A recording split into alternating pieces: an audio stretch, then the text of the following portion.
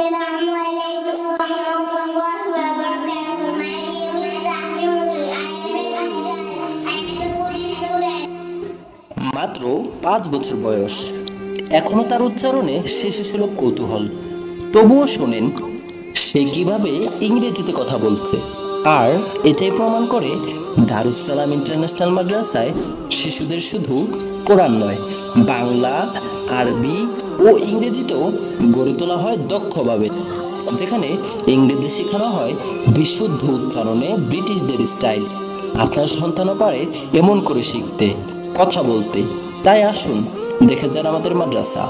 ভর্তি চলছে এখন নার্সারি থেকে হিফজ বিভাগ পর্যন্ত।